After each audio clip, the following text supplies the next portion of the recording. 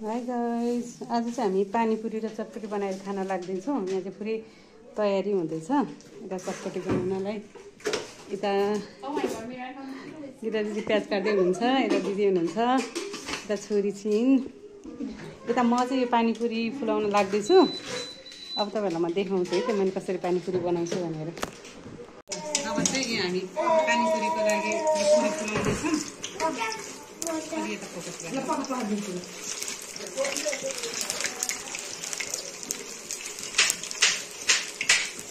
मजाले पुरी चाहिँ फुलिरहेछ।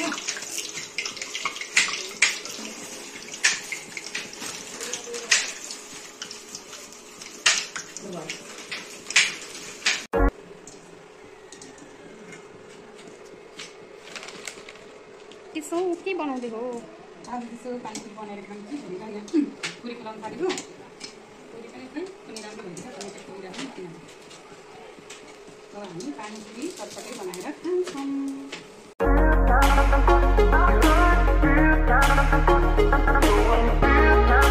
सबै हाल्नु न।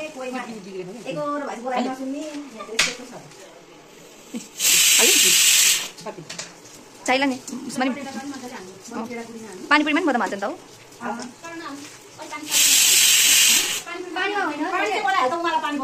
ल एकछिन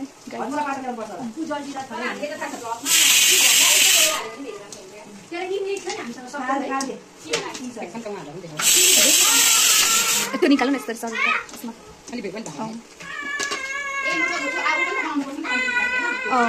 चोखा तेल तातो भए चाहिँ झन्न गरी निकाल्न दामी हुन्थ्यो कि। खै त फुलेकै छैन, अनि कसरी तात्छ त्यो?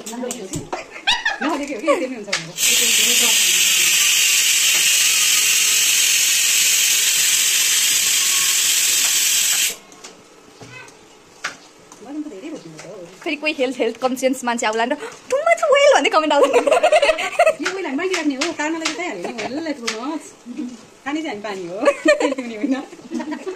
हो नि है, कमेन्ट आइरहेको हुन्छ कतिको भिडियोमा।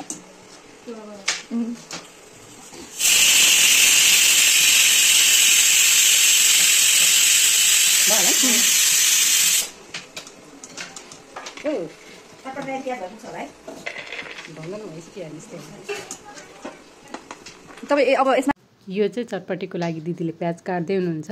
दिदीले भन्दै हुनुहुन्छ कि आज तिमीलाई म यस्तो मिठो बनाएर चटपटी खुवाउँछु कि तिमीले मलाई सम्झिराख्छौ भने।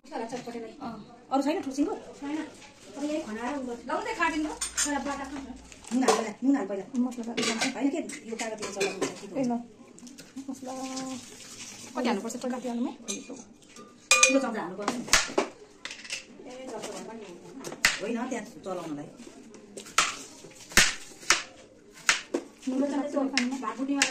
एक धनियाको धुलो सुलो सबै छ रहेछ सबै छ धनियाको टुक्रा सुक्राइ गाइस ढङ्ग नभएछ यस्तै हो भन्ने गाइस राम्रो होइन यस्तो मसला आउँदैन अमिलो त लाग्दैन कागती खान्छ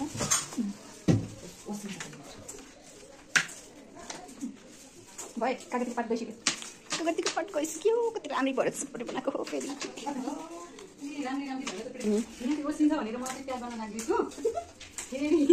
सकिन पनि सक्छ बाटाबाटै भनेर पनि दुःख छ।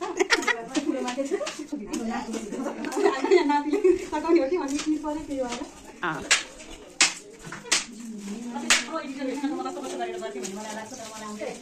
यो चोखाको लागि एपेको होइन बहिनी तिमी त्यस्तो नभन। तरकारीमा हाल्ने मसला हो भुट्न त चिसोमा हाल्नु हाल न अलि त्यति त्यति बुझा हाल न चाहिन्छ हामी 6 जनासम्म धुलो धुलो धुलो नहाल्ला त्यो दिन नहाल त्यता यता उडान गर्ने हो एउटा गयो यहाँ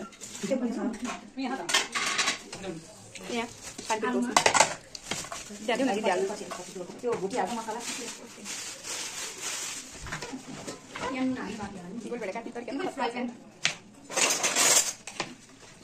हाम्रो उतातिर यसो ढाक्छ अलि चक्कु भएन मेरो चक्कु है मेरो टमाटरमा के खर्च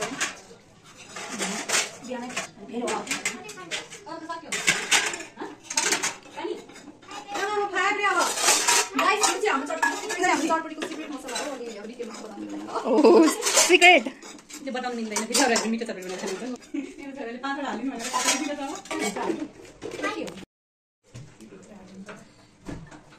त्यो मासु पनि पहिला आएको भित्र हाल्दिनु यसलाई पनि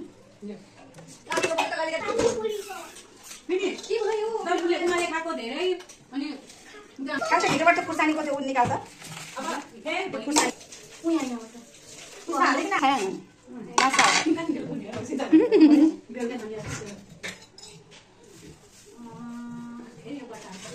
त्यो उसको जामको सिसीमा छ कि सानो जामको सिसी हुन्छ नि त्यसमा छ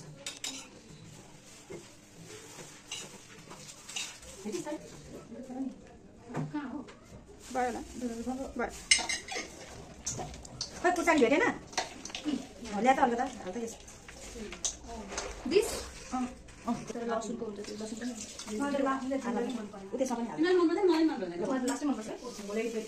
ए यहाँ बोल्नु छ मलाई नाइस मैले आज चटपटी बनाउने नयाँ आइडिया सिकेँ हामी त भुजा हाल्थ्यौँ चाउचाउ हाल्थ्यौँ त्यही माथि काटेको हाल्दै एकैचोटि मोल्थ्यौँ ओसिन्छ नि यो हालौँ त साथीहरू मसला खोइ दुईटा कागती छ हाल न त कागती खै कागती पनि त्यसमा निकाल्नु पर्थ्यो म त बिर्सेछु ल कागती निकालिहाल्छु छिटो ओसिन्छ नत्र भुजा खाइहाल्नुपर्छ कागती छ सरी तिनटै हाले होइन अघि नै अमिलोको धुलो हाल्नु लस लस अहिले खाइसकेपछि खोजौँला छोड्यो पहिला यो खाइहाल्नुपर्छ ल चम्चा हाल कतिवटा यहीँ गम्की चटपटी खानु भेला भएका चिमुरियाका छोरीहरू ती चाहिँ पानीपुरीमा व्यस्त हुनुहुन्छ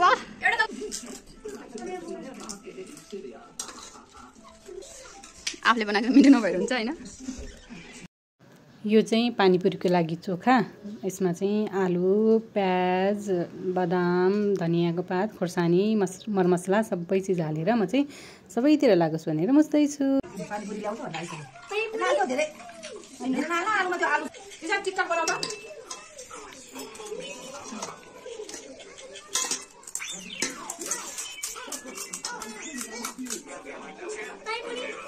पानीपुरी हो पानीपुरी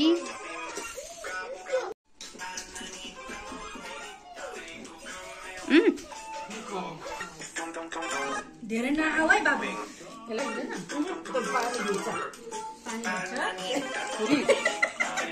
पानी भिज्छ रे अनि के भने रियाक्सन त यता मिठो छ